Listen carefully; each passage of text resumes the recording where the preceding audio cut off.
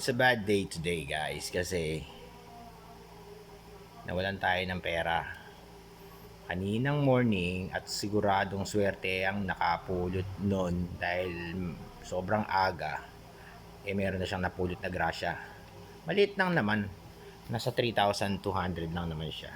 Pero syempre, malaking bagay na rin yung para sa akin.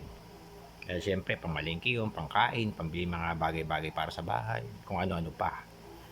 So, kaninang umaga, bago ako nag-withdraw is dumaan muna ako sa simbahan.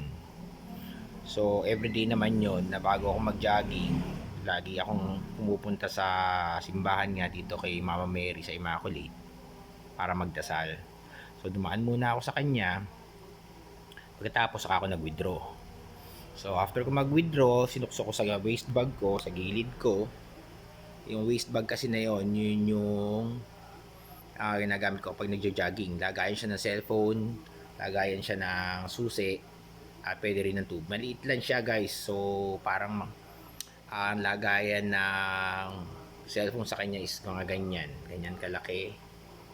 Tapos yung lagayan ng keys, dun ko isinuksok yung perang winidraw ko, which is akala ko is naisuksok ko, pero yung pala nandun lang siya sa pagitan ng waist bag at sa pagitan ng bewang ko. So idiniin ko pa siyang papaloob dahil akala ko yun na nga yun. Usually kasi guys, doon talaga ako naglalagay ng pera, pa 100, 200, 150, naglalagay talaga ako doon sa lagayan ng susi na yun. So tinitiklop ko siya ng maliit na maliit hanggang para maging parang rolyo siya, saka ko siya isusuksok. So kanina nag-withdraw ko ng 3,000, 3,200 to be exact, at itiniklop ko at siniksik ko siya. Ang pagkakamali ko, hindi ko i-chinek doon sa mismo pinaglalagyan ko na may zipper. So siniksik ko lang siya, yung pala na isiksik ko siya doon sa pagitan ng bewang ko at doon sa pagitan ng waist bag. So siniksik ko siya ng papaloob. So malamang yun, nung naglalakad na ako at nung ginalaw ko yung cellphone ko, syempre medyo lumuwang yung waistband niya, yung pinaka belt niya. Malamang yun, nag-loose. So nahulog siya. So hindi ko alam kung saan banda nahulog kasi medyo haba rin ng inikutan ko. Naka 7 kilometers ako magmula sa bahay sa Concepcion hanggang doon sa may sabungan na malapit dito sa amin. So inabot ako ng 7 kilometers. So inikutan ko siya. Pag-uwi ko pala ng bahay, yung unang-una kong kinapa is yung pera. So pagkapa ko ng pera na ganyan, wala na siya. So kinabahan agad ako. Sabi ko, putsan, baka ako nahulog. So malamang nahulog nga. Lumabas ako ng gate, sumakay ako ng motor ko, inikutan ko kung saan ako nagdaan. So wala siya. So in short, papaigdiin ko na lang, feeling ko kasi plan ni Lord John. Kasi nung morning na yon, dumaan muna ako sa simbahan at nag-withdraw ko.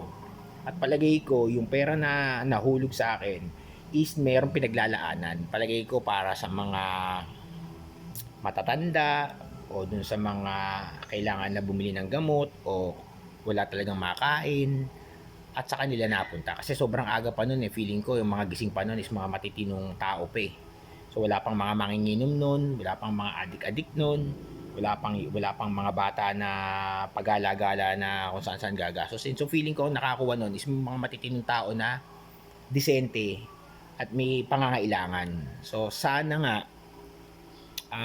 nakapulo talaga niya is yung nangangailangan talaga. So alam ko plan ni Lord yan kasi bago ako mag-withdraw, dumaan muna ako simbahan So pagkatapos ko sa simbahan, dumiretso ako sa bangko, nag-withdraw ko.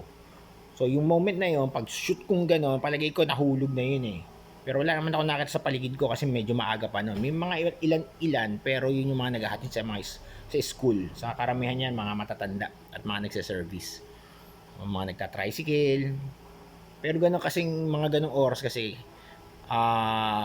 ang mga gising nun feeling ko yung mga matitinong tao pa wala pang mga lasinggero, wala pang mga adik-adik, wala pa yung mga kung ano-anong mga tao na pag nakapulot ng pera is kung saan happenings lang gagamitin.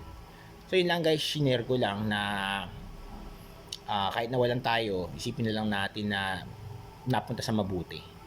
Alam ko plan ni Lord yung mga ganyan-ganyan klaseng bagay na nangyayari. So yun lang guys, positive vibes pa rin tayo. Bababawi naman natin yan, tiyaga lang. diskarte lang, 'di ba?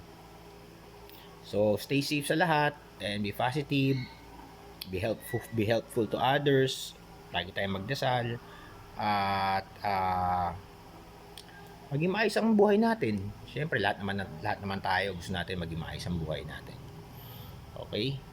So, salamat sa inyo guys. Sana manood kayo ng aking mga video, mga reels. Dumami yung followers, dumami yung manonood, dumami viewers. And good day sa inyo lahat. Happy Thursday. Bye.